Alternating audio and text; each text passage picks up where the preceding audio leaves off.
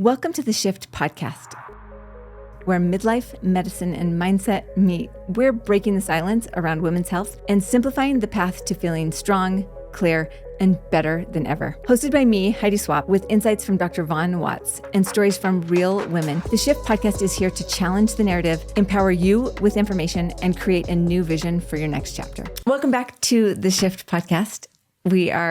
I'm so happy that you're here. I am here with Dr. Watts.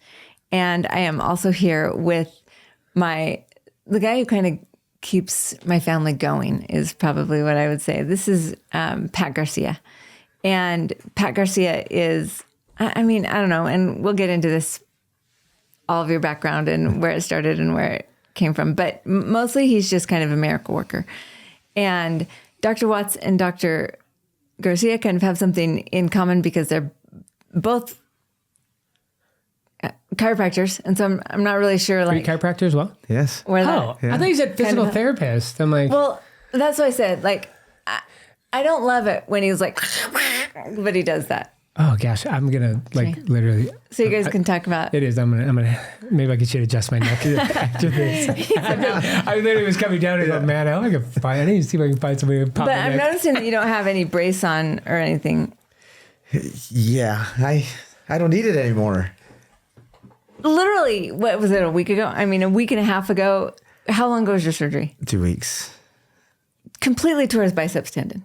Like rolled up? Yeah, rolled up. Oh. Yeah, had a repair 2 weeks ago. Well, it'll be 3 weeks. So. He had the surgery on Thursday. What are you using? Do you use like pimp machine and laser, or what are you using to fill that up? Peptides? Nothing yet, but I will be starting the peptides, so I will be starting them. But just honestly, just rehabbing it and ranging it. I mean, I took my brace off within 2 days after surgery. It was Thursday. He had surgery. Monday morning, I was there, and he was adjusting me and working on me. And so normally, he's doing the click, click, click. And he's using his whole chest. I'm like, Pat, it's a good thing we are close because this is too close. I don't think this is how. Anyway, this guy just gets it done.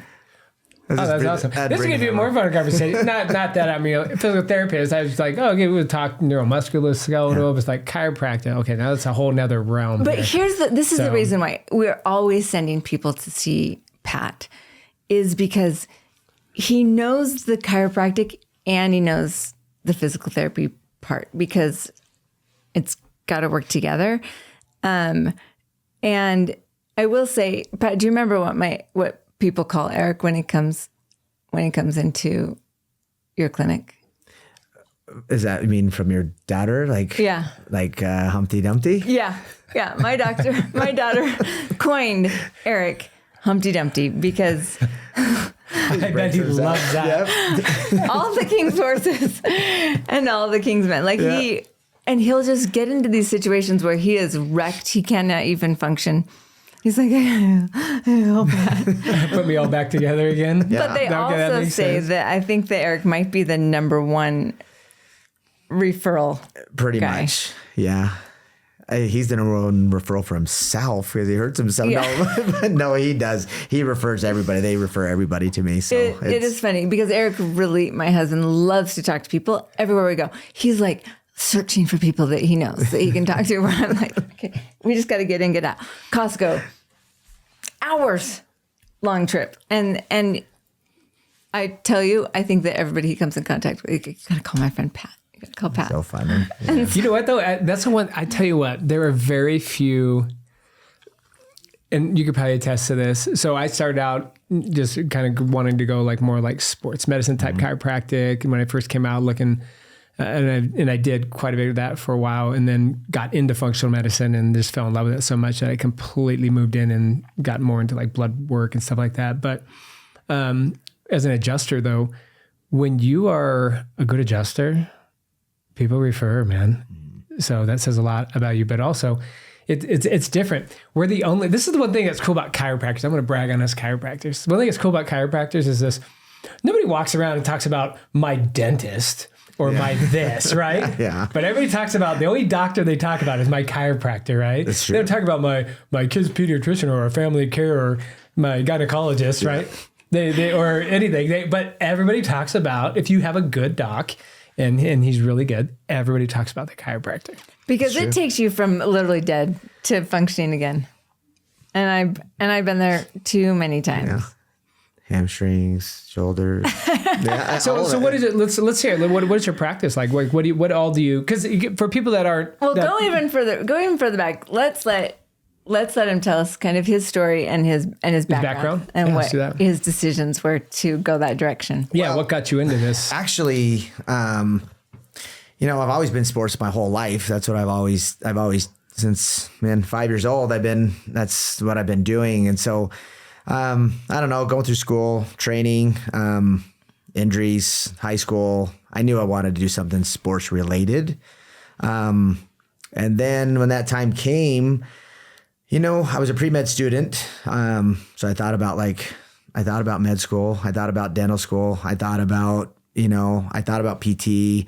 And so, as times go, I did all the prereqs for everything. And so ortho, the more I shadowed for ortho, it just wasn't the life I wanted to live. I mean, those guys were on call all the time. I mean, if I'm going to coach and train, I figured I wanted to be with my kids, and that was not the specialty.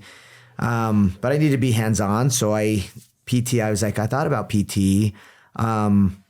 And actually, at the time when I was going through school, physical therapists couldn't go on their own. And so when I was wrestling at the University of Northern Iowa, someone said, look at chiropractic. I had no clue what chiropractic was, to be honest with you. Hey, let's back up there. So you wrestled in Iowa. Yeah. So you were clearly a good wrestler, because Iowa wrestlers are like, yeah. It's like, I lived in Kansas City for 13 years, so I'm very aware of wrestling in the Midwest, especially Iowa and Nebraska. Apparently, I don't know anything about wrestling, but people tell me this guy. Well, he must have been if he was wrestling in Iowa. I did okay. I had a decent career, but yeah, so and he's literally the most humble person, so we're going to see what we can get out of him. So I've been wrestling, a long time. I've competed at a high level for a long time, and, I've been coaching for a long time, and, I guess get into that with the chiro wise, I decided, someone said, look at chiropractic. And so I was like, I had no clue what it was, to be honest with you. And, you've never been to, nobody was taking you to the chiropractors? Which is wild. When you were a little kid? Can you think about that now? Like, do you have kids? I do. Do they wrestle? They do. I would assume, right? Yeah. Could you even imagine? 4 boys. Right? boys. But could you even imagine, like, now allowing your kids to wrestle and not get chiropractic treatment? It's it's weird. Isn't that crazy? Yeah, it's so weird, right? And so we didn't. I went to physical therapy. That's what we did when we were, got hurt in high school. We had like RPT that was here, and they took care of us, but never the chiro ever. But it seemed like the Midwest people always use chiros. It seemed like that was always the bigger portion in the Midwest was chiropractic care. They swear they used them for everything, and that's why they're. Well, that's where it came from. Yeah, it started in Iowa. Yeah, I went to Palmer. And oh, did you go to Palmer? Yeah, okay, Palmer, Davenport, Iowa. Well, right there. So you have Davenport, and then 4 hours. So I went to Cleveland, which is in Kansas City. Yeah. And you have 4 hours away to Davenport, Iowa, which is another chiropractic college, and then 4 hours to Logan, which is in St. Louis, and then 8 hours to 2 down in Texas. So the Midwest in Minnesota is another, in Chicago. Yep. And so the majority of the chiropractic schools are all right there in the Midwest. So there's no way you were making it out of there, buddy. Yeah. So that's why, so why I chose it. And so it was like, and I'm like, well, tell me about chiropractic. I didn't know. They talked about manipulation, and they said, well, you could do the rehab, you can do your own x-rays, you could do your own practice. So that's why I went the chiro world, because then I could just build upon what I wanted to do. And so when I was going through school, they built a whole, back in the day, chiropractic used to just be like adjustments, the holistic side. We were kind of the witchy people, I think. Woo-woos. Yeah, exactly. And the woo doc. A lot of things changed as we started going through school. Like they started integrating all the rehab, and they built a multi-million-dollar facility. So I spent all my time in the rehab side of things. And so how much school do you do to be? I mean, it's a 4-year curriculum postgraduate. So you're 305 hours postgraduate. So it's Palmer was a 3. I think it's over 400 now. Is it? Yeah, because it was a 3 and a third year long program, but they jammed. It's a 4-year curriculum, but they jammed it 3 and a third years long, if that makes sense. Okay. Meaning, but to like clarify that is, there's no summers off. Yeah. It's nasty. And not only that, but like with that, so I did it in 4 because I went back to school with a bunch of kids. And so there's no way I was going to do that 10 trimester. Yeah.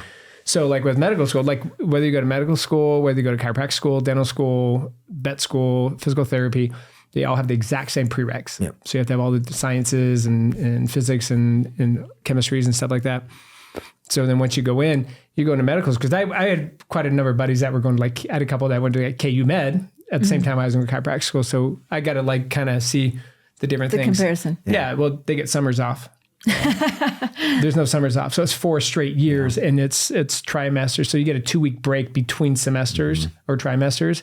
So you're going to 3 trimesters a year. So it's really like 12 semesters in a 4-year period if you're going just the normal route. If you speed that up, and even that is like averages about 25 credit hours a semester. Yeah, you're like 26. 25 credit hours? 26. And they're not like, it's not like in undergrad where you take like, you have maybe a chemistry and anatomy class. They give you like 2 classes per hard semester, and then they fill in with other gen eds. It is, man, they put you through the gauntlet, and it's the hardest thing I've ever done. I was never I wasn't a great student, I should say. I mean, school was hard for me, but it was just, grinding it out. That was the hardest thing I've ever done in my life. Swear to you. Like if it's spot on, because I mean, you're thinking about that first semester. You got like spinal anatomy, physiology, biochemistry, and you go through CNS, central nervous system,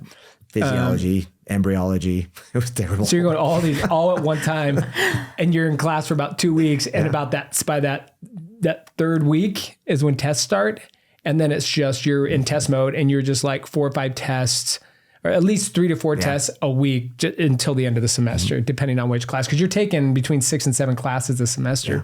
So you were married with kids. Were you married at that time? I was, yeah. With kids. Yeah, it's a grind. It was hard. So you had you're probably getting tested on 60 plus pages of material in each class, it was hard. So you'd be in class literally from school. It'd start from like 7:30 in the morning and you would be done by 4. I would literally find a workout in somewhere, and then I'd eat dinner with a family, and I'd get back to the library, and I'd literally study from probably 6 to midnight every night. I did that for probably a year and a half straight until you got through all your hardcore like science courses. And then Saturdays, I'd get up on Saturdays and probably study from 8 to noon. And then I would try to take Sundays off just to regroup your brain a little bit. But boy, it was so hard. If it got any harder, there's no way I'd pass. I remember there was times with like biochemistry. There was times where like we'd just meet up on the weekends, some buddies, and we would literally have like 20 hours in on just that one test for Monday. Yeah. And then you come out and you're like, I did not ace that test. I have over 20 hours of studying on just this one test alone. Yeah. So no, it's grind. It's and people have this false understanding, chiropractic school, 70 years ago, 80 years ago was like a year and a half long or something. It's come completely full circle to it is a very hard curriculum, and you're taking, we're at the end of the day, I forget what it was. Last I checked, it was something like, we are the anatomy experts. 100%. Just period. Mm-hmm. There is no doctor that has as much anatomy as we do, period, end of story. I think we have something like 400 and some hours of anatomy, and a medical doctor has like 190 hours of anatomy, something like that. Yeah, our anatomy is far superior in our anatomy and even radiology, to be honest with you. The only doctor who has more radiology is a radiologist. Yep. Yeah, we have a ton of radiology, and actually differential diagnosis is we have almost double differential diagnosis. So it's a grind. And so you really, but you are like, people just think chiropractor. When you think chiropractor, what you really should be thinking is like, this is the musculoskeletal expert. Yeah. This is the person that specializes in the central nervous system, nerves, muscles, bones. Like nobody knows anatomy better than a chiropractor. And because that's what we do, because like you come in, like, and in my practice, I worked a lot with people with like sciatica and carpal tunnel, and it drove me crazy with the carpal tunnel stuff, because people would come in and go, oh, they want to do surgery. And I'm like, you understand what that means, right? There's you have 4 walls, and 3 of the walls are bones, because you have 8 little bones in there. And then you have a tendinous sheath that makes up the ceiling, right? They want to go and snip that and to open up space for the nerve. well, why is there not space? Well, because those bones shifted. But when you shift those bones back in, now there's space and it's not pinching the nerve, but they're going to cut that and then it's going to scar over, creating thicker tissue, creating less space again, which is why many people get carpal tunnel multiple times, surgeries. And so it's like when you understand the body, same with like sciatica, like there's no medicine that's going to fix that. You have to understand what's pinching the nerve, where's that impingement at, and then you backtrack into finding out where that's at. And so, but when you do it, I tell you what, it's that part of the practice I do miss that because it's so rewarding. You have somebody come in that's a 9 out of 10 pain with sciatica and they get up off your table and you can tell them too. This is my favorite part about chiropractic. So I do SOT as well, which is a type of is a technique that I work specifically with sciatica is what I would do it for, just that one main technique. And had people, they get up off the table and all they do is these pelvic wedges you put in a certain way and then you just kind of lightly kind of move the pelvis. It shifts back into place. And it's funny for the ones that have never had it done because they're like, I'm an 8 out of 10 pain and they get off the table and I watch them. I don't say anything. I just watch them because it's hilarious. Because then they like, you see their face and they're like, and then you seem like trying to like make it painful because in their head they're going, what the hell? I swear it was there. They're like, how the hell did that do anything? He didn't even do anything. He just put these little pelvic wedges under me and like, what the heck? So you see them and then you really see them try to bend and try to elicit the pain and they can't. And then after they do, I let them go for a little bit. Then I look at them like, what's your pain level now? And they're like, I don't feel it at all. Yeah. But it's a lot of fun though, because especially when you see people that have never, my favorite patient is a person who's never been to a chiropractor. Those are my favorite patient because it is life-changing after their first adjustment. And they're like, because I always do like, especially like the turn, and then I'll have them do it again after we adjust them. And they're like, oh my gosh, I haven't been able to turn my neck like this in years. And it's like, well, it's basic anatomy and that's what it is. And that's what we do. But and so, wild. Pat, what was after you left chiropractic school, what was your plan? Well, I, most of the time, I went out and I did an associateship. I went and interned with a guy in New Mexico, actually. Found a sports-based guy that ran a multidisciplinary clinic. So he did the PT, did the chiro. He kind of had all of it. And, it was a multi-million-dollar facility. It was awesome. Right. And so I was in Las Cruces, New Mexico. So I went out there and I, worked with him for a while. And I'm like, this is exactly the setup I wanted to do. Cause when I was in school, you could do your, kind of start gearing where you wanted to go. Some people did that just general chiropractic care. Some people did, pediatrics. Some people did, sports med. And so that's where I just kind of almost like where they kind of direct you in residency for people. And that's where I wanted to go. And so I just found this person and I'm like, this is exactly what I wanted to do. Not be like this guy, cause he was pretty tough to deal with, but his practice was really great. And so, once I got there, Dr. Dave Braun, I kind of came back to Utah. There was a little of an opportunity there. And so I came back with him for probably about 1.5 years. And then, he bought over a small little clinic right in South Jordan where I started it initially. And then, I took over the clinic and then I started building from there. And I just, I started practicing because I'm a full body soft tissue guy, an ART guy, which is called active release technique. And so it's another thing of just specializing peripheral nerves, nerve entrapments, musculoskeletal conditions. And so you're just, and so I kind of... And hang on, he's going to gloss over this. No, he's full of it. It's a ton of training. ART is a ton of like postgraduate training. And it takes it to the total next level because it's all dealing with like muscles and fascia and stuff. But it's a whole lot of more extra training in case you didn't know that. It's intense because I had buddies that went through it. Yeah. And, in each module, they're having to take these. It's almost like doing a board for each module you come out. So now you got out of school, you're done doing all this testing. And then you go right back in to studying and going right back into these major, and it's practice. I'm exhausted. No, it really is. So it's actually, and I'll just be candid. Anytime I ever refer anybody to a sports chiropractor, the very first question I ask is, do they do ART? Because if they don't do ART, I'm not sending you there, because they got to. You have to. And Dr. Leahy, he's like the founder of ART. And so it's, like you said, it's pretty intense, but it's, probably 300 and something protocols. You have like, That's full all. spine. It's a ton. Just for upper extremity. And then you probably have another couple hundred for your spine. And then you have probably another couple hundred for all your lower extremity stuff. And then you get in all your peripheral nerve entrapments and biomechanics. It's like, it's a specific technique for every single muscle. Yeah, literally. And each muscle moves differently, right? And so it's a specific technique for that muscle. And that's just the muscles. Then he's talking nerve entrapment, which is now you're dealing with all the nerves. It's a lot. Yeah. It's a lot. But the thing is, if you get with a really good ART doc, oh my gosh, especially as an athlete, forget it. Like that is like, even myself, I would do a little bit of muscle work, but that wasn't my jam. Like, it's like, if you're doing it, you've got to like do it if you want to be good at it. So even all my kids were athletes. And I have one of my really good buddies back in Kansas City. He was like the doc for KU and then for Sporting KC at one point. And he was an ART guy. I would send my kids to an ART doc because they were all the athletes. Was it Marty by chance? No, Joey Hugginen. Okay. Marty's an ART provider, or he's a instructor. He worked with the Kansas City Chiefs, and he's in Kansas City somewhere, but he's awesome. But it's great. So that's kind of where we... when Eric explains Pat, he's like, he's a magician. And so really it sounds like you can be a magician when you understand the body to the level that he understands the body. You know what I mean? Yeah. It's like, for him, he's like probably immediately like, what's going on?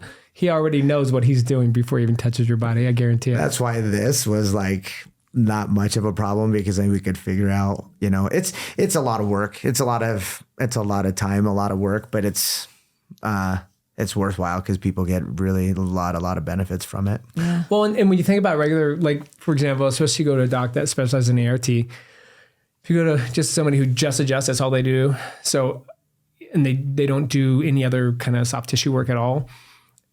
You probably are coming back a little more regularly. Whereas if you go into like an ART doc, you might go in a couple times and like you're good. Like you're not having to go in for a month or 2 months or 10 times. You have emotional problems. But because they're getting right down to it, because I'm assuming you do myofascial release as well. Yeah. Which is probably what you did. Pretty so much, a lot of that on. Yeah. Yeah. So so it's what we kind of, the model I went, that's the direction that we went. And we just had this little, you remember my old place, I think. I've never been to your first place. This is the only one that I've been to. Yeah, it was not, it was kind of small, and that's where Eric came, her husband. And so I was there for probably maybe a year and some change. And then Mike Orr, who's my business partner, he's a PT, he's DPT, so he's PT. Nice. And so I wanted to integrate, and I met Mike when I was with Dr. Dave, an associate, and I bugged him. I'm like, we got to do something together because he's awesome, dude. Same mindset. And so he was at Hannah Ortho for a bit, and then eventually I caught him to come over. And then he came over. We were in that little spot for a little bit, and then we moved to our big space in South Jordan. And then that's when we really integrated, like, because now we do everything. We do post-ops, extremities, back surgeries, basic wear and tear. So now we kind of see everything. Well, and the research shows, and, I learned this back even when I was in school, chiropractic is very helpful, physical therapy, very helpful, but neither one is as effective as chiropractic and PT combined. They've shown that those two combined are have the greatest results. Yeah. And that's why we did that, over time, because we didn't have there wasn't a multi-integration treatment, because we know that there was always a turf war between chiropractic and PT. Right. We're better. And now, like you said, it's way better that you have the integration, because we can manipulate, but we have to have some stability at some point, right? And so, and I don't think there's very many clinics that do. And that's why I did it, because in New Mexico, when he did it, it was just phenomenal. And I felt like integrating that, and because we get kind of shunned, the MDs don't like us too much. It was in the past, but it's not as much anymore like that. I think it's getting a lot more accepted as we talk about more of the wellness side. People are going the more that direction. So, but they believe in manipulation. They know it's important, right? It's been happening for years. And so, now integrating it, they love it. So the doctors are way more inclined to start referring over, and because they see the benefits of it. And there's not very many clinics. I don't really know of any other one that really multi-integrate, here in Utah. I mean, I know that we're pretty much one of the main ones. There probably are some now, but I think not tooting our horns, but I think are the ones that you can toot your horn. Yeah. I think we've kind of figured it out more than anybody else have well, and tried to integrate it's more than, you got to realize once again, is I keep going back to this because it's more than just chiropractic and PT together. Yeah. You have a ART chiropractor. And so basically you have a chiropractor and then somebody who also is someone who specializes in muscles, and then PT as well. It's funny. I never understood that turf war. I remember, but it's there. Mm-hmm. You can tell. Well, especially with like PTs. And I remember I went to church with a guy. It was a PT when I was going through chiropractic, and he'd like run his little mouth. And I sat there and I'm like, it was the weirdest thing for me though. Because I'm like, we don't even do the same thing. Like, What are you doing? Like, not in a million years do I want to spend an hour stretching somebody. Yeah. You can have that every day of the week, bro. Like, this is like, you're coming like post-op and fixing this stuff. And I don't know who told you guys there's a turf war, but I couldn't care less. Like, I don't want that. Like, I want to adjust people. Like, you guys I'm sorry, but a weekend seminar, I'm not going to let somebody crack my neck after learning on a Saturday. Yeah. Where at the same time, like, now you do spend more time because you do ART, it takes more time, but it's not an hour. You're like maybe 15, 20 minutes on a muscle. Yeah. But now you do that and then you throw PT in on top of that. And now the cool thing too is PTs, and it's been this way for a little while. He said DPT. So for people that know that, it used to be just PTs or just PTs. Now you have a doctorate PT. So you have doctors now, and they're not all doctors. It depends on which path you go. Yeah. But so now, the DPTs they're doctors, and it's a phenomenal model. Like if I had a kid that was dealing with, like I said, I've got 2 rugby players and a softball player, and obviously as a chiropractor, I work on them, but I send my kids to ART docs, and I send them to these clinics where they're going to do a lot of muscle work because I can't adjust a muscle. Yeah. I'm not adjusting a muscle. I'm just getting the joints where they need to be. The muscles are what stabilize to maintain those joints in place. And so if you really are dealing with like an injury, that's the kind of doc you want to find because one, you're going to get better quicker. It's going to last a lot longer, and you're going to have a lot fewer treatments.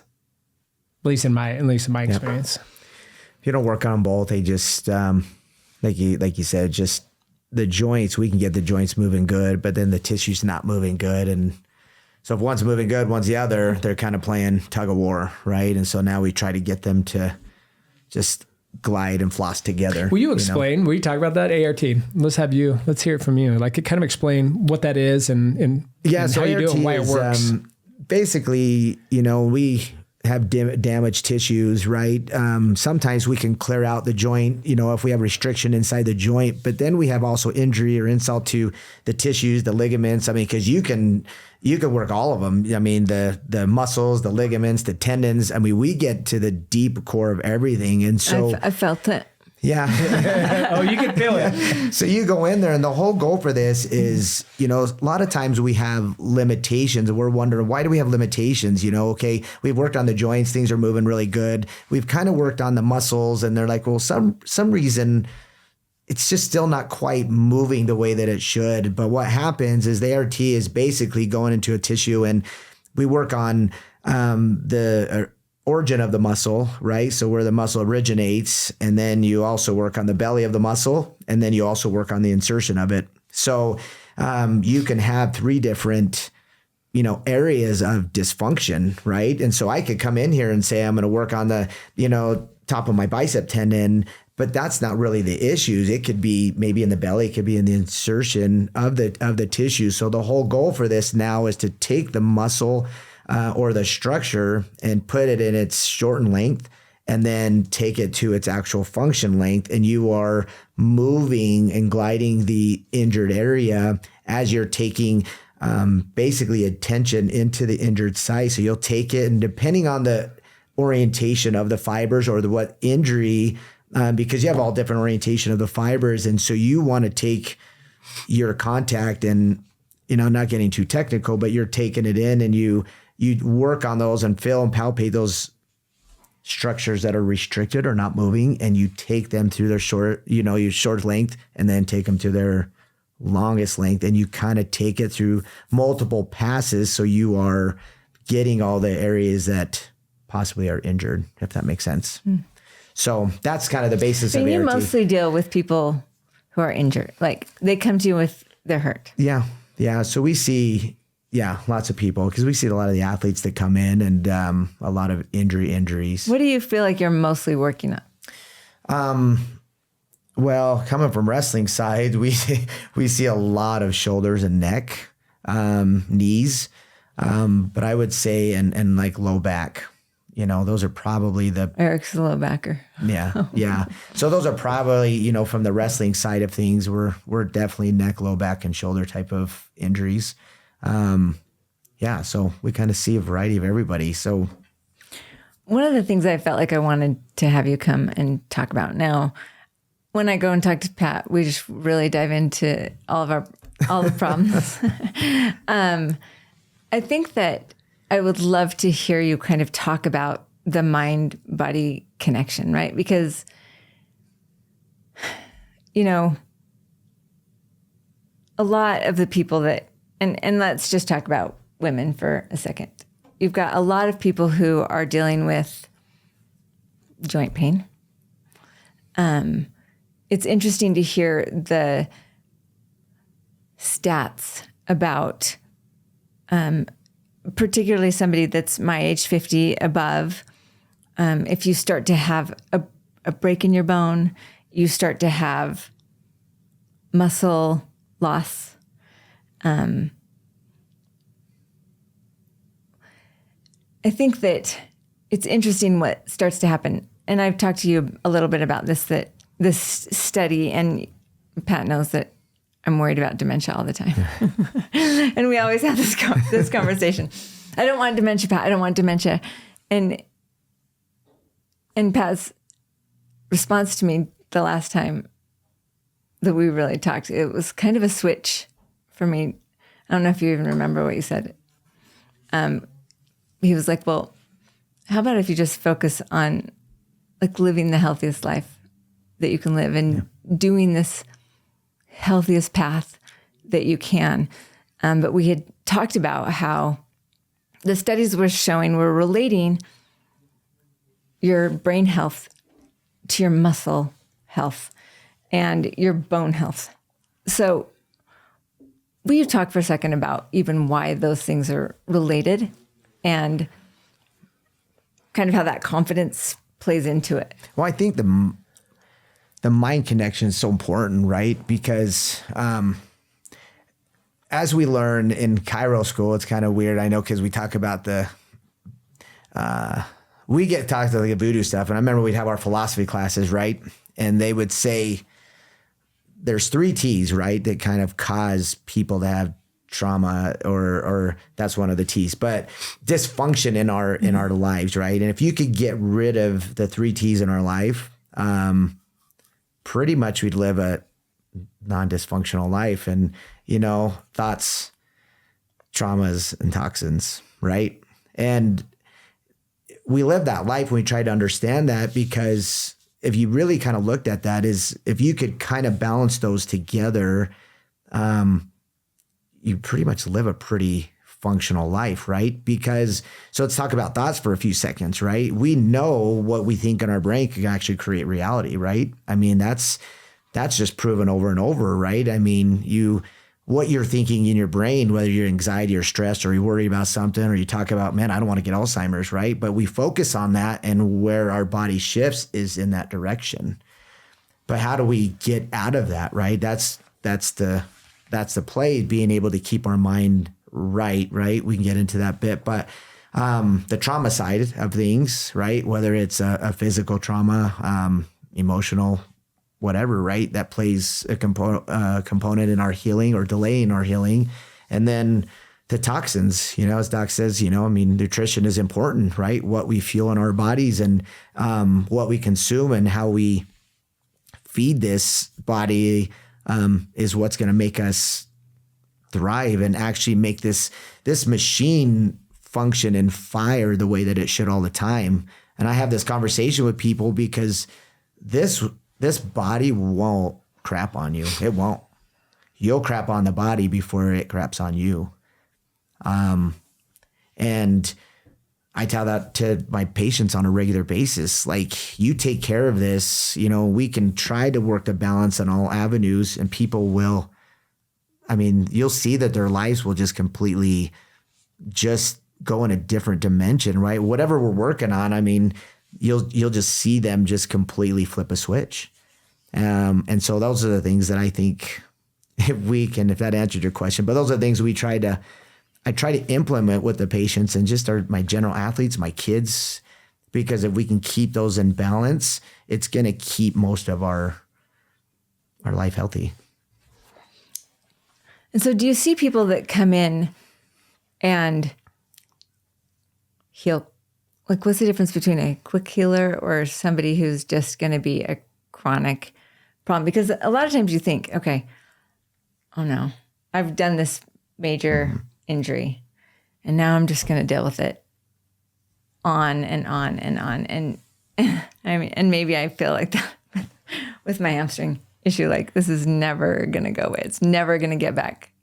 Like, what is actually required to get yourself back to 100? Well, I think, honestly, it does take your mindset to be there right from the get-go, because when you sustain an injury and an ongoing, like, you can, when you start seeing patients come in, you can read kind of where they are, right? Whether it's mentally, you can just see their physical state. You can look at their emotional state. And when you have someone come in, we always have like a report of findings, right? Someone comes in and you do initial exam and then you'll kind of follow a report and you'll kind of figure out what your game plan is going to be.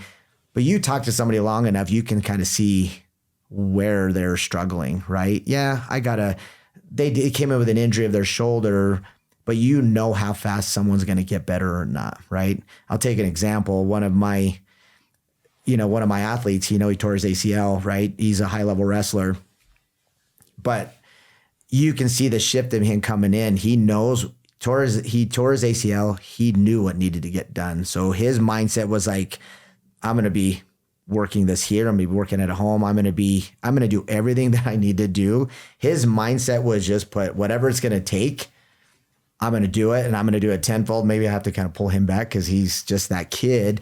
But he's already pretty much, it's usually probably 11 months that they'll get you back on from an ACL injury, right? That usually the rule of thumb, doctors will say, we're not letting you clear until 11 months. We could probably clear him right now. Well, we won't clear him, but he's strong enough right now to go back, and he's only 5 months out of surgery.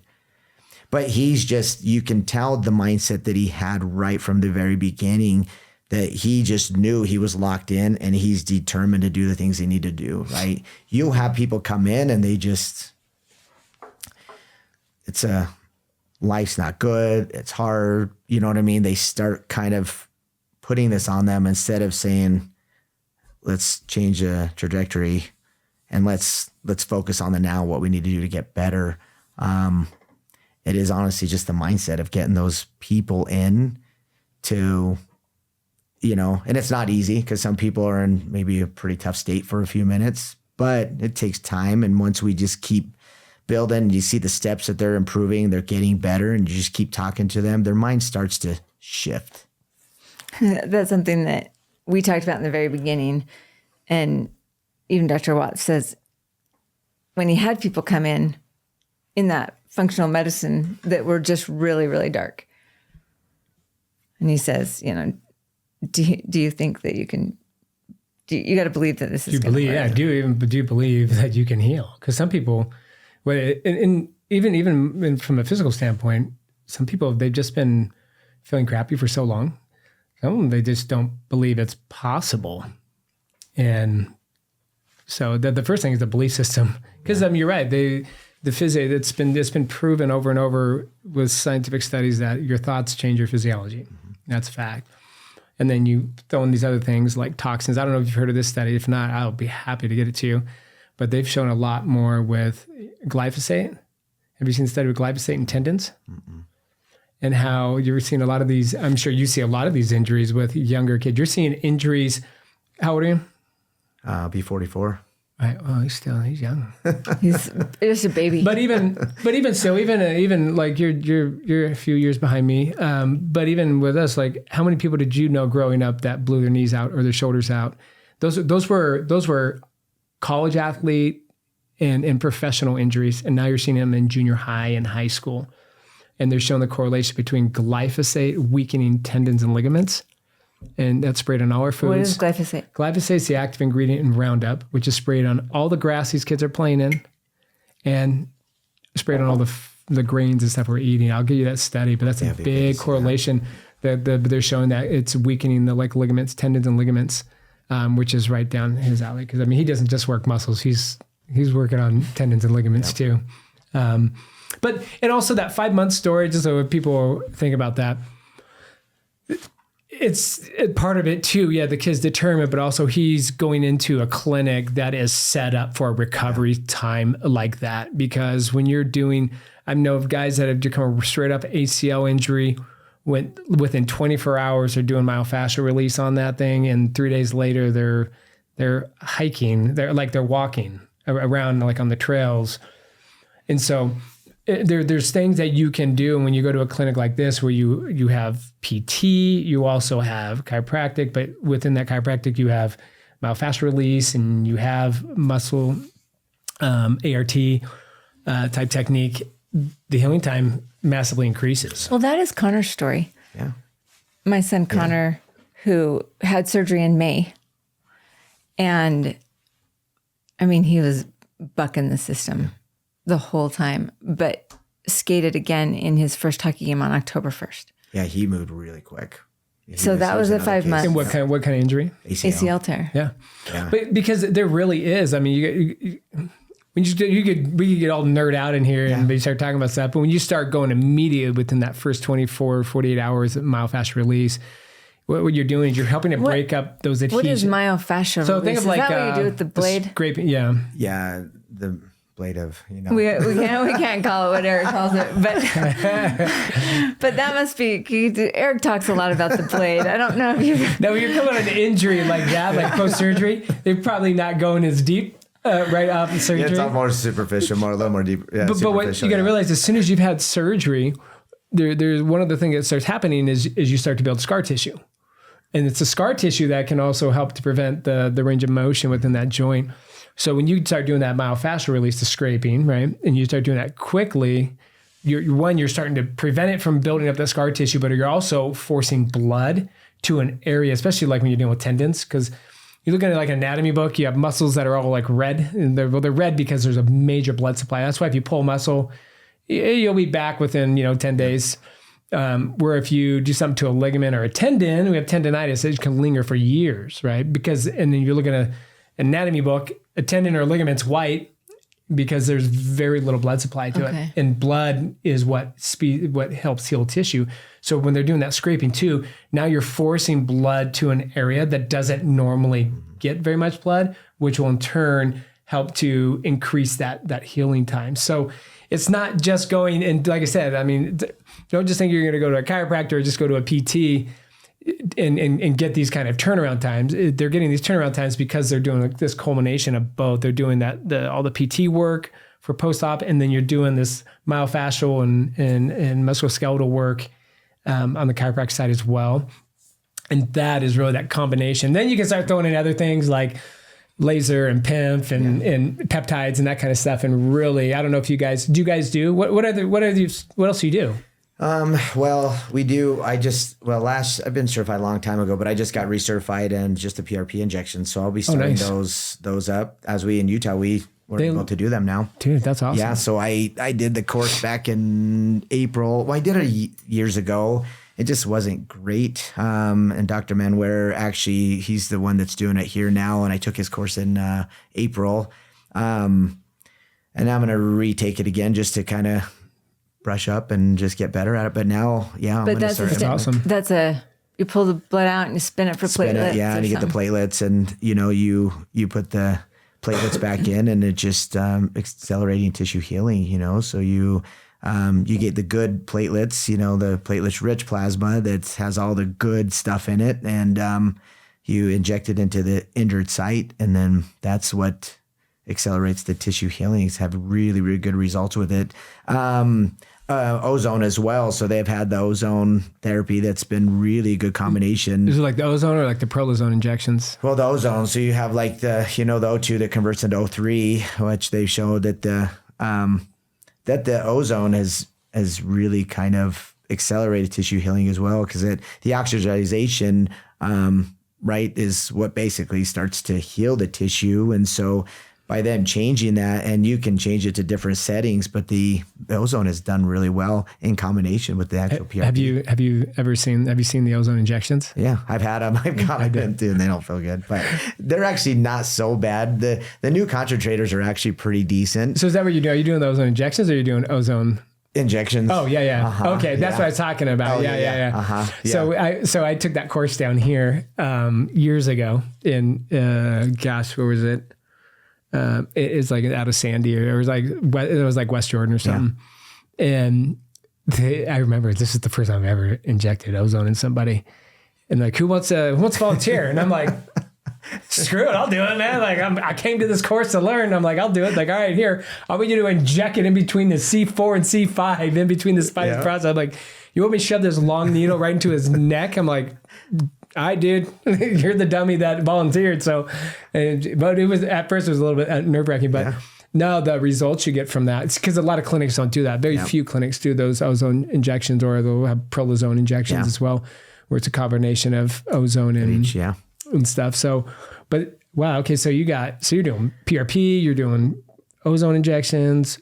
Yeah, we got a whole wellness downstairs too. So we got oxygen chamber, we got a hyperbaric chamber, we got infrared sauna, we got red lights down there. So we do all like the Nortec compressive boots. All of the things. Yeah, so we do all just the I've never had to go downstairs yet. Yeah, not yet. I had to, so you're missing out. That's where all that. I should put her in the hyperbaric and just let her go sit there for an hour. And are you kidding me? She could have last 5 minutes sitting still. Yeah, she does. Just let her calm down. I'm like, she can't get out. I won't let her out. I can't move. I need to be doing something. Yeah. There's a lot of people a lot of the feedback that I'm getting right now from women my age that have become pretty sedentary. Of course, everything hurts. And somebody will say to me, well, I can't do an exercise program because I need to get a knee replacement, or I'm in too much pain. My feet hurt. The Eric problem. My husband has feet pain. It's kind of a mystery feet pain because sometimes it's in one spot, kind of moves. Yeah, his heel hurts. How do you encourage somebody to become unsedentary when they're in so much pain? Well, this is the thing. It's like, I think in their mindset, when you kind of refer to exercising, right? People are like, well, I can't do this. Like, I think in their brain, they kind of think we need to. I can't run. Yes, I can't run. I can't do this. Like, they just think they go to the extreme of exercising and think this is the only options that they have. Right. Or they're thinking about maybe what they did when they were 20 or something like that. Right. So you have to kind of figure out like, no, right? I'm not going to have you come out running a marathon. No, I'm not going to have you be, putting back squats on you and doing all these things, right? We're going to have to start from scratch. And first of all, asking them like, when is the last time you worked out? Like, when's the last time you moved your body? Like, tell me your daily routine. Like, what do you do? And most of them will be like, well, I just don't do anything. I take care of the kids. We're at work or whatever, right? Whatever their story is, but they don't take time to figure out, okay, what do we need to do? We might just start with simple stretching, right? Easy stuff. Like it might be just a simple walk around the block, so wherever that person is, we kind of tailor of, well, I can't do this. So I'll ask a million questions, right? I'm like, oh, so you can't do this? Oh, well, we'll start with this then. And we'll eventually come to, some type of plan. Like I'll just say, hey, all I want you to do is today we're walking 200 meters. That's it. You're going to walk from here to, 3 houses down and you're going to come back. That's what our workout's going to be. Right. And So the goal is just to get them moving and realize, well, I can do 300 feet, or 200 meters, whatever it is. I can do that. So it's kind of just being able to understand where they're at, right? Because their brain, they're already jumping like, I can't go run 3 miles. Well, no, most people can't run 3 miles. Which then ends up like paralyzing them from doing anything. Exactly. Then it's like a reason to go, well, then they just can't do anything. It's like, then they hate it because then they're like, well, I hate running, right? I get this conversation all the time. I'm a runner. I love running, right? Actually, I shouldn't say I love running. I like the mental component of running. Running is just... it's a mental exercise, right? Most people say, I hate running. Well, why do you hate running? Well, it hurts my joints. I can't breathe. I'm like, of course, it's not fun, right? If you haven't ran in 5 years and you're like, well, I'm going to go run 2 miles. No, you're not, right? Of course it's going to suck, right? And of course it's going to feel terrible on your lungs and it's going to be hurt on your body. That's not the way you start, right? If we were going to start running, we're going to literally start with, I'm telling you, I'm going to make you run 100 meters. That's what we'll do. And we'll stay at that for a week to see how you feel. And then we'll kind of progress on it, right? So that's how we kind of go with people, is just being able to find out where they're at and why, right? Because most of the time it's they think that they have to be this superb athlete for them to be able to exercise. And that's not what it is. We just got to figure out what they can do, and what hurts. And then we start to gear, towards what their capabilities, but you'll see how fast they change. Right. And I'll get the excuses. Well, I can't do that. I can't do it. Well, yeah, you can, right? Like start changing the verbiage as well. I can't. No, you can. Like, you know what? This person at the gym is in his wheelchair. Prime example. I go to the gym and I see this guy, literally he's in a truck. He's paralyzed from the waist down and he pulls his whole wheelchair. I mean, it's untangled everything. He gets out and he somehow puts it together and he gets out of this big truck and he gets in his wheelchair and he goes into the gym. And I'm like, okay, listen, dude, if this dude can get out and he can get in this truck and he can do things and he figures out all his exercises, you guys can do the same thing. And sometimes just get out and walk. Like I'd always say, everybody can walk. That's what I'm like when we talk about like when you're going to come in and start trying to get healthy again. We're not saying go to the gym and start throwing weights around. Now, it would be great to get to that point for sure, but we can at least get you walking. And I've had some patients where you're like, I can't even go walk very much because of my joints. Okay. You can come in and stand on the vibration plate, can't you? Yeah. And so we can get some muscle strength from that because it helps with building, like it does help build, stabilize our muscle, but it's blood flow. We want to get blood flowing through the body. And so it's not, everybody can exercise. It's just a matter of, like you said, what extent, what's your limitations? Because there's a machine that, and I'm sure you've got plenty of them. There's a machine that, regardless of what your issue is, I can find something that I can get you on or to do that you'll be able to do. And, are you an American or American? Yeah, it's true. You see that. And I think that's how you kind of start playing with them a little bit, and then you see what they'll do, because they'll kind of push back and they'll make excuses of why they can't do it. But you know me, I'm pretty straightforward with it, because that's either, hey, are we here to get better or are we not? Because if you're not here to get better, you almost have to be a little firm with them and just say, okay, because we're just going to waste each other's time. You know what I mean? And sometimes you have to have that little heart to heart. Like, you know what? I get it. Life's hard. It's challenging. You're depressed. Whatever it is, whatever you're facing, we all have hard lives, we all face something. And it's talking about that shifting mind and the life is motion, man. And if you don't create motion and everything else just kind of falls away, We've talked about the metabolism. We've talked about, people just, wait until you're 40, right? I got this all the time, right? You wait till you're 40, you're going to be a fatty. And I'm like, yeah, right. I am not going to be a fatty. Sorry, I will not do that. It's just not me, I'm like, I'm short, but I can't be short and fat. So I got to be like, so I'm like, I tell people, I'm like, it's, as I said earlier, you'll crap on your body, before your body craps on you. Right. And I think, we talk about the metabolism, right? People always say, well, you turn 40 or, your body just starts to change. Yeah, I agree, but I don't fully agree. I think it's more lifestyle. Your lifestyle's changed. Yes, your metabolism ain't going to change, and there are those cases. Don't get me wrong. I think there are those cases that just people have hormones of dysfunction, but you go your whole life doing good, and then all of a sudden the magic number's 40, and all of a sudden things just go to crap. So is it really that our body slows down, or do we slow down? That's the question you have to ask. And it's, how do you look from when you're a kid to older and adult, right? When you're a kid, you're running all over the place. You just keep on going. As an adult, we have to go to work. We have to do things. We become more sedentary, but then we make the excuses of like, I don't have 45 minutes to go get some work in, right? And then eventually the cycle starts. But you can look at these marathon runners, I have a guy that comes in, he's a medical doctor. He's 65 years old and he runs 6 or 7 ultra marathons a year. I'm like, so did he just have good genetics? I wouldn't say that. Could that be a component in them doing that? Okay, I'll give you that. Or did he just not stop moving? You get these guys or, women, men that are still running marathons and they're still just shredding it and they're killing it, but they just kept their body moving because you'll still secrete the hormones. You'll still do the things you need to do as long as your body's producing. Us males, our biggest thing is testosterone. And so if we keep working out, our body is naturally going to produce it. I mean, Dr. Watts knows. I mean, but once you start becoming dysfunctional, everything just starts.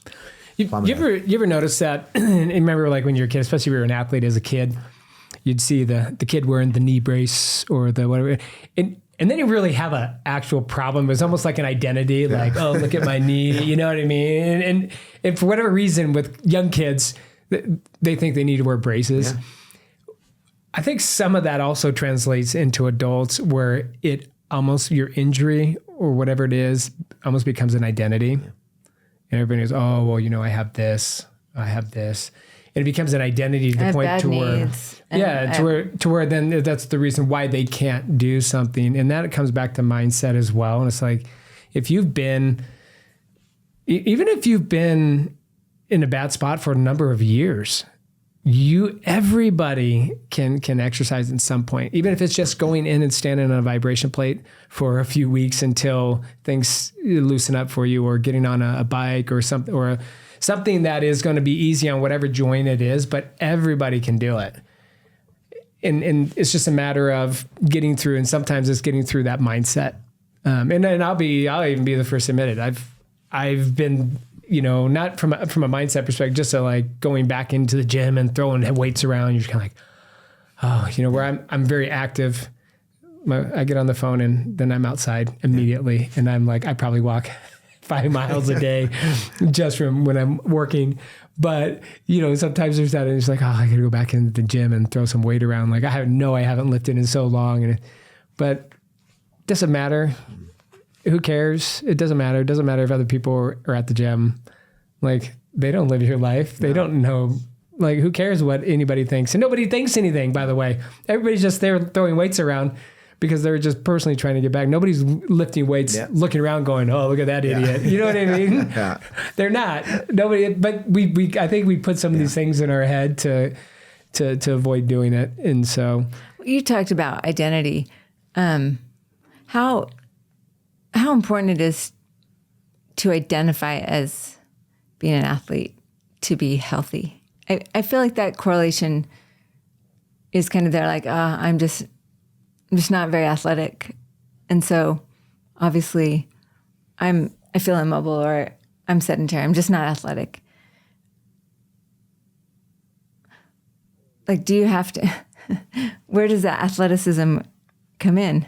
Well, I think just to lift and to do things, I don't think you need to be an athlete, right? People, I think, have in their brain I think it's probably stemming, you see a lot of this, I don't know, maybe social media and in this image of what we kind of maybe, well, we have to be an athlete to look like this, or we need to be like this person to be like this. And I think our society and phones creates this image, I think, of what is an athlete, right? What does that really mean, right? Like, okay, I play a sport, I might run, I might play soccer, I might ski. We're all kind of athletes in our own mind, our own ways, right? I mean, we all have gifts and talents in different areas, right? So I think at the end of the day, like looking at an athlete, what is an athlete? I mean, I guess I don't an athlete, these guys are specific. They're training. They're in their sports teams. They're in their college teams. I mean, it's probably how I define an athlete, maybe. You play sports or something. Yeah, I mean, but that's more like almost like when you're younger in high school and college, you're growing up. People term that. Well, I wasn't an athlete growing up. You mean you didn't play organized sports? Yeah. Did you run? Yeah. Did you Did you play some tennis? Did you just for whatever? I don't know. Did you, so you still can be like, did you dance? Did you, yeah. So I think at the end of the day, like there is a stigma a little bit. Well, I'm not going to go gym because I'm not an athlete. Well, it's not about that, man. It's just about the athletes have to go because they have to keep their bodies moving so they can perform for whatever their sport they're doing.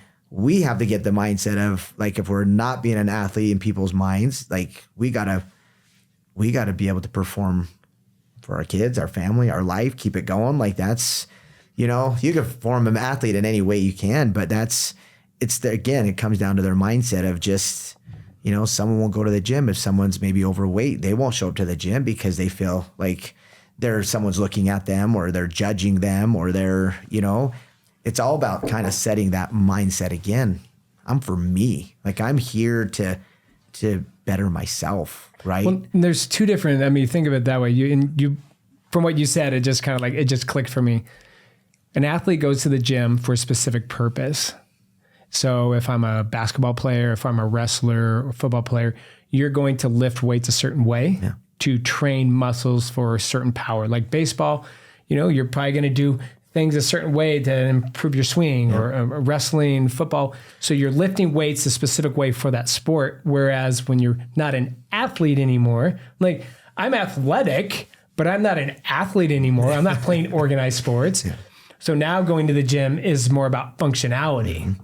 I'm not going to build this specific muscle so I can do this one thing really good.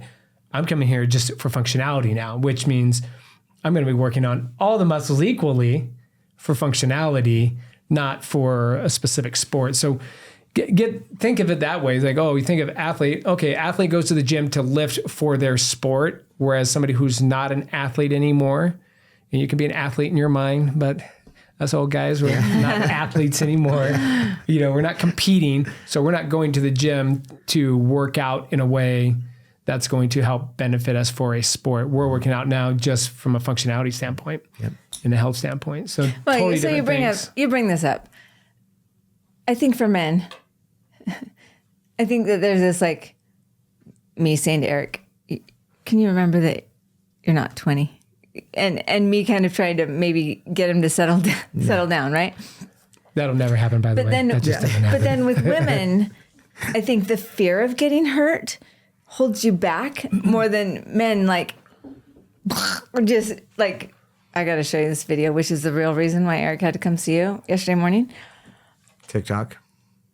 Well, no, I mean, I have a video of what actually happened, but this one wasn't inspired by TikTok. Usually Eric gets hurt when we do like a TikTok dance. Yeah. Try this. I saw this on TikTok and then Eric, okay. Humpty Dumpty can't. But it's also, just as you say, it's also the way you train. People always get mad at me because I tease CrossFit.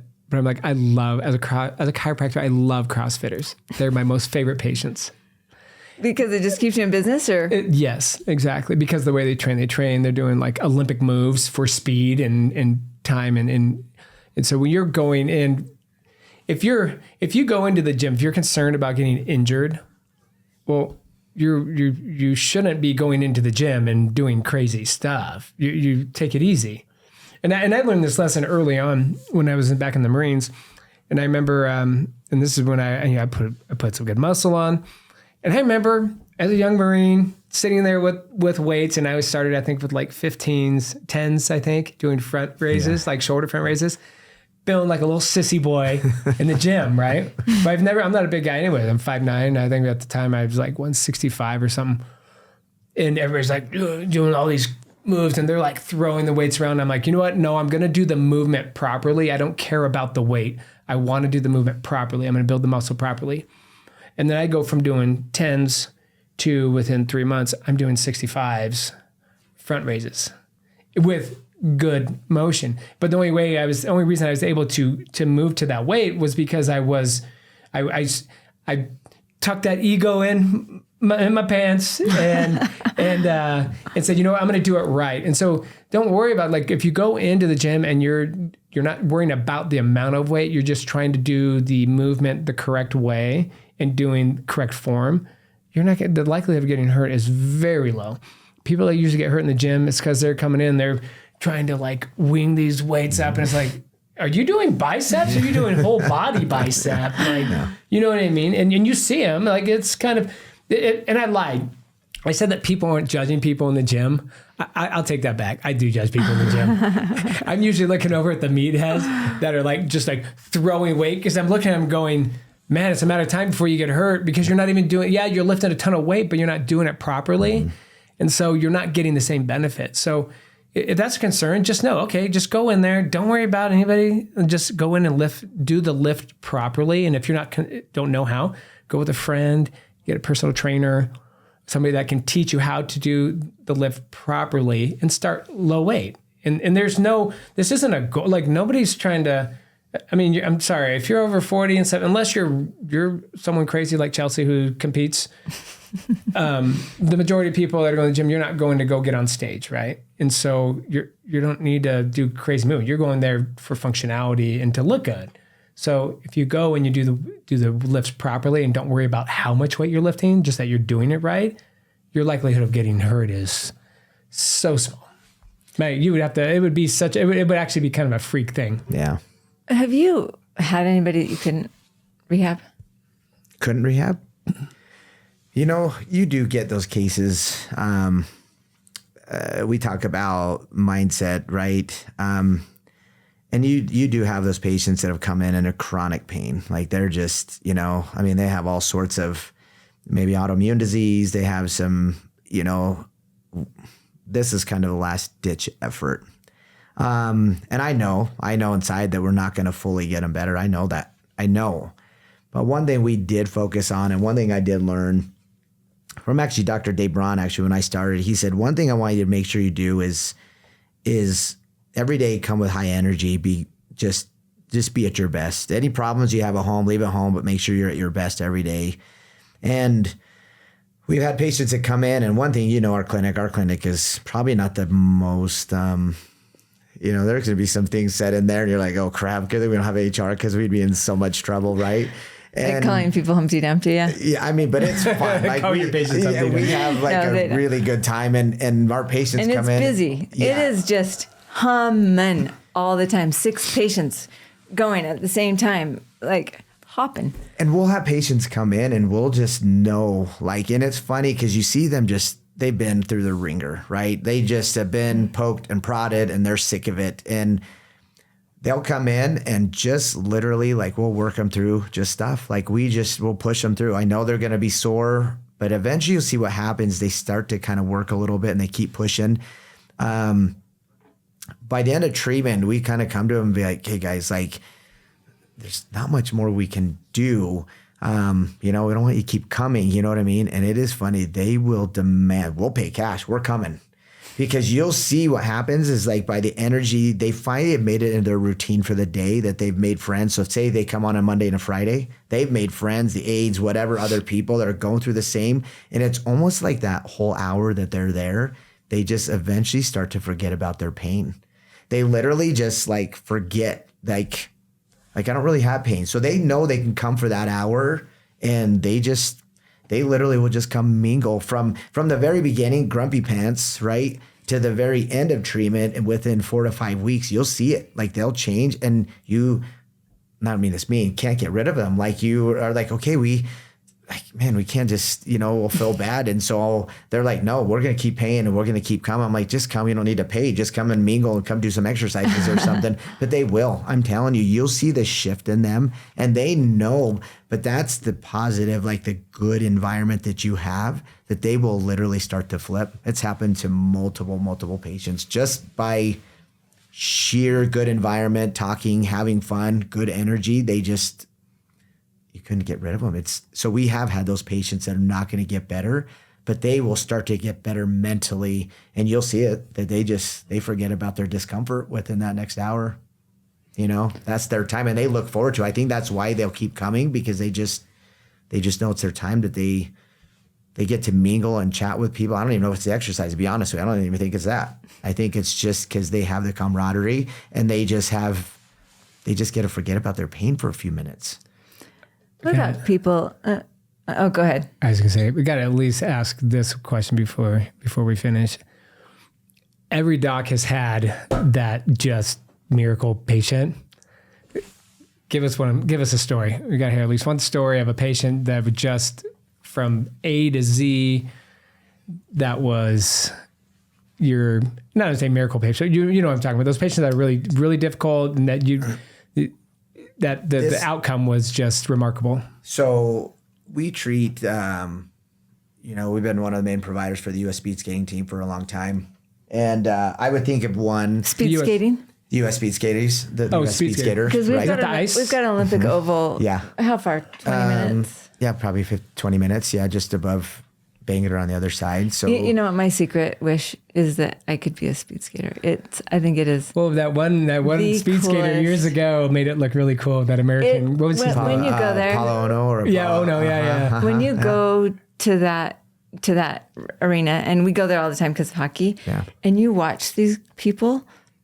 They make it look. It is sexy. They make it look easy. They make it look like it's just like they're just. Yeah. Okay. Anatomy like another anatomy, man. You'll never see anatomy like that until you're like, it is mind blowing, right? It's just amazing that their quads and because they shrink their upper body, right? Just the way it is, they shrink it. And then their lower half is just massive. So with my grandkids, they need to do speed skating between rugby season. There you go. Yeah, there you literally.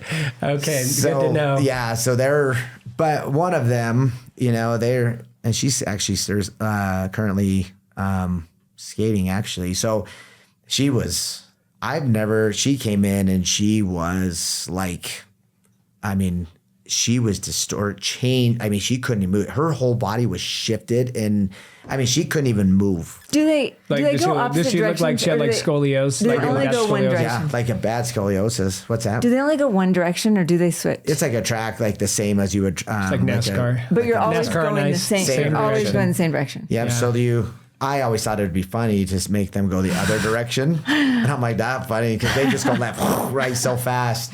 But I'm like, you guys ever change, because it would be. Is it like throwing left-handed?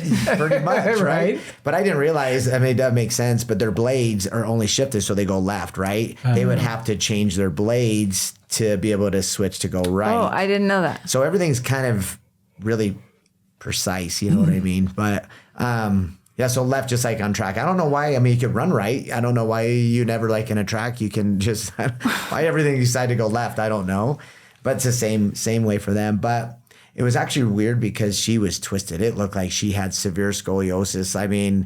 And she couldn't move. And I remember we just mobilized her thoracic spine, and it was literally the weirdest thing. That's the weirdest thing I've ever seen. Elvis said it just went from twisted and curled to completely just straight, and she was upright. It was in one. It was instant.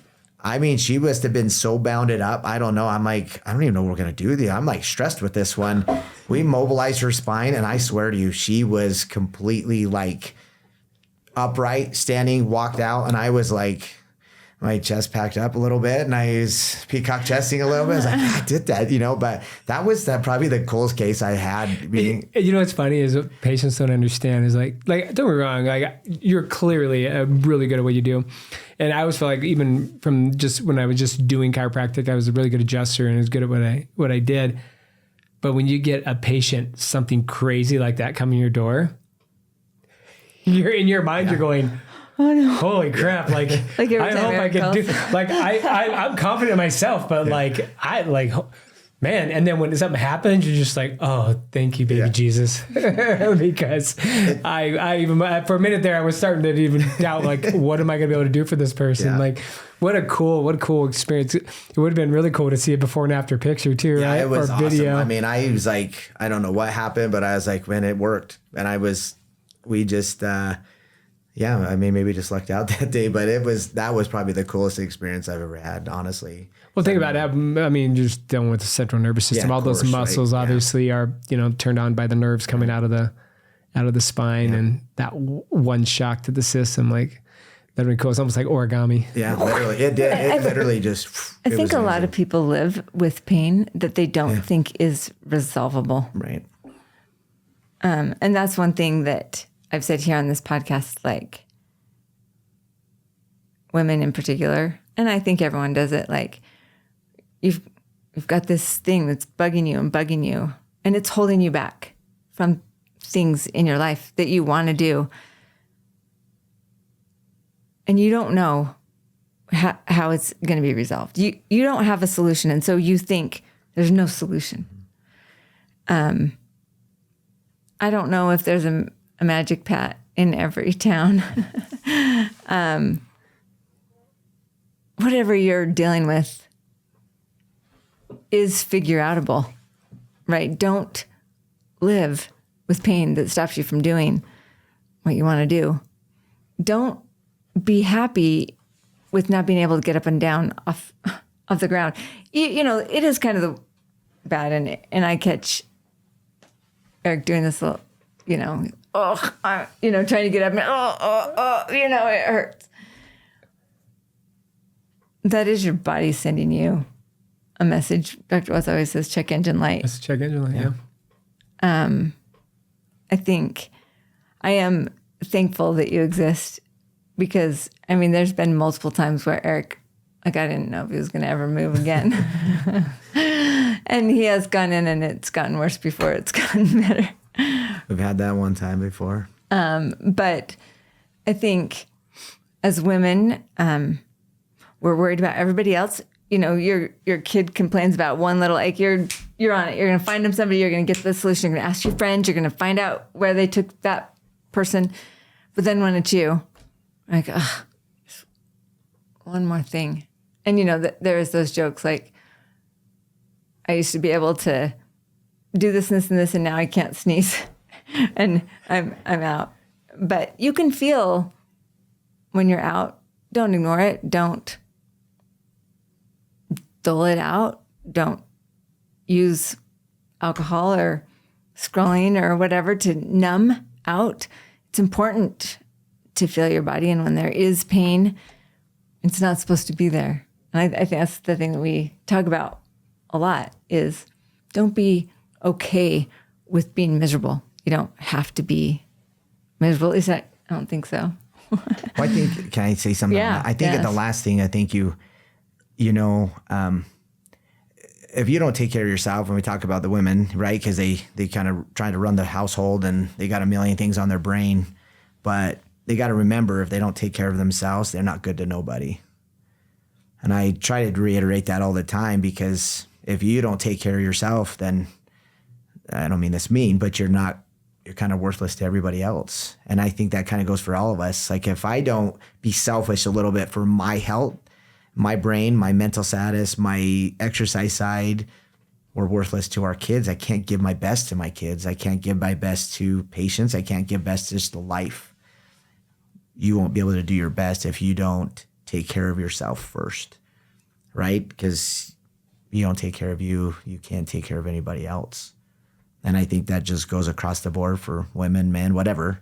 I think it's more with women. I think women they put themselves on the back burner a lot more, and sacrifice their own health and well-being for everybody else. Yeah. And you get to that point in life, especially you're in your 40s and 50s, like if you've been doing that, you need to stop, and you need to, be a little bit selfish about your own health. Because do you want to be the person in their 60s and 70s who's in a walker or a wheelchair, who has a hard time getting around, who's in a lot of pain, or the one sitting on the ground with the grandkids playing? Yeah. You know what I mean? And so, or able to watch your grandkids, but you got to make that sometimes it's just a little shift. And I'm sure there's people listening to this that sounds like a big thing, even to do any kind of exercise. And for you, it very well may be, especially with your condition with whatever your body's going on with your body right now.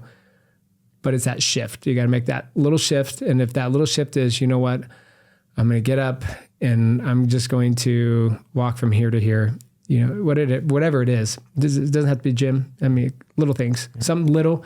You get moving. Because like you said, those people came in that begrudgingly going through your program. And then by the end, they don't want to leave.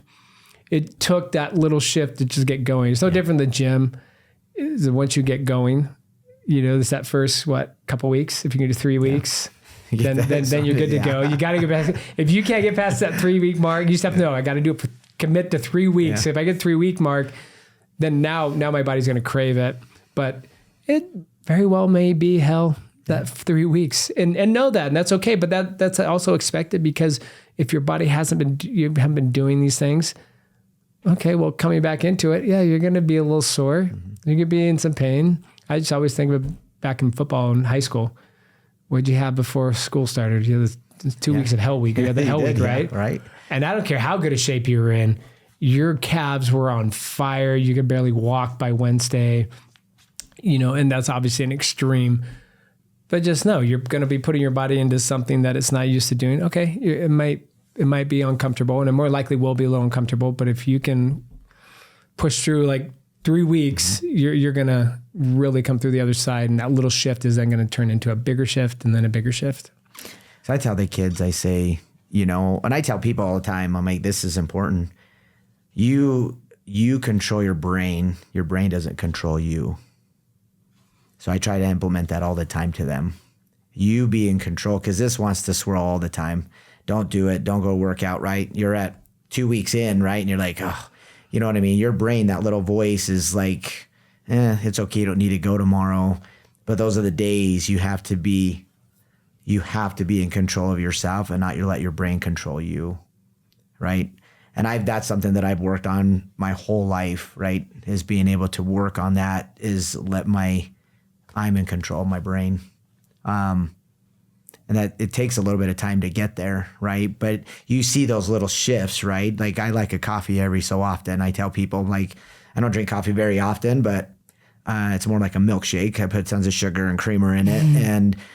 But I notice even myself with patterns, like I'll do like I'll have 2 sometimes on a weekend, but then I'm like, I think about a third, but I'll never let myself have a third, because I already see what my brain is doing to already create the habit. So intentionally, I just won't do it intentionally, because I know that's the shift that your brain's already trying to make you go that third day. So I always try to make sure I have my kids focus on that. It's really important to do that. And it takes work, takes practice, but eventually it becomes easier. And that will start to increase the working out and the training, and these people will have more power over their brain. How long does it take to go from being in pain to it not being not painful? In pain? What do you mean? Well, lifting it hurt. Like it hurts, right?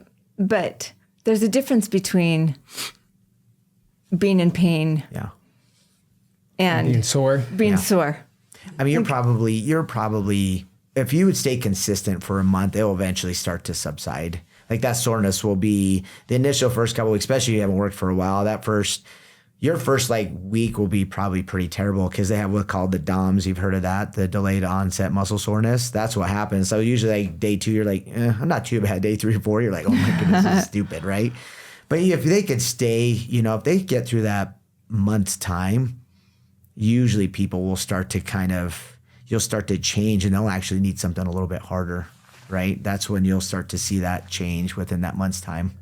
Have that expectation. Yeah. So a month, you'll figure that out, and you'll be like, I'm not that sore anymore. Now it's starting to change it up again, because we want to start tricking the muscles again, right? It's like that 28-day, what is it, to create a habit, right? It's kind of the same model, but I think your body will start to. I think one of the benefits, though, I have had a lot of injuries. And I can remember showing up feeling really devastated. Both of my big injuries, I literally just thought, this is probably it for me. And I remember my shoulder was the worst experience that I've ever had in terms of pain. And I remember the first couple of times I came in, and Mike in particular, who is your business partner, was like, "Oh yeah, you're gonna be fine. You're gonna be fine." Yeah, I'm like, I'm not fine. I'm not fine. He's like, "Oh my gosh." And he was saying, on week 3, you just wait. That helped me a lot, because I didn't know. And for you guys, you see this, you see somebody at week 1, you see somebody at week 12, you see somebody at week 5, you see somebody at week 7. And so, you're not afraid, you're not worried. But that person's at week 1 is like, "Oh my gosh, this is terrible. Never going to get better." Yeah. And I think that you have to kind of lean on on the expert to say, "Oh, you're going to be just fine." Yeah. And I think even like, if you're somebody who's sitting there maybe with a nagging injuries, because we have them, or something,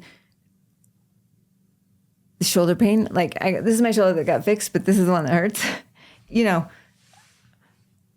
It was interesting this morning because I have been going into Pat for several weeks, working on this shoulder. And I just kept thinking, maybe it just needs surgery. Maybe it just needs surgery. And Pat's like, "Well, let's do this. Let's do this." And I want you to know that today I was back doing 20s and then 25s and not hurting.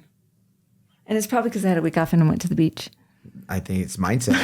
I think it's true. That's true. I think it's an important time to have a little bit of just hangout time. It is too. And your mindset is so important, for sure. But it's amazing to get better. Yeah. So, well, I appreciate you being here, Pat. Oh, thanks for having me. So anytime. Appreciate you. Tell everybody just the name of your clinic and how to find your clinic if they're lucky enough to live close by. Yeah, we're Ultimate Sports Performance and Rehabilitation. We're in South Jordan, Utah. So we're pretty much open 6 days, 5 days a week, not 7. All late from pretty much 6 a.m. until 7. Eric was there at 5:15 yesterday morning. Yeah, I had him 5:15. That's crazy. That's you're both crazy. Yeah. I think that I wanted you to just remind people that, you get hurt it hurts, but there's a way out of that pain, and it's necessary. And if you find an expert that can help you, that can give you those little hacks to feel better, and then do them. You're supposed to stay consistent. Do the homework and do the bands and do. I tell you what, the bouncy ball underneath the trap. It's terrible, but it's good. It's terribly good. That's right. Well, thank you for being here. It's fun to hear what you guys talk about. Thank you. Your chiropractor stories. Yeah, no, it's cool. It's cool. It sounds like an amazing clinic. It's fun. Yeah, come meet us up. Yeah. All right. Well, thanks you guys for listening.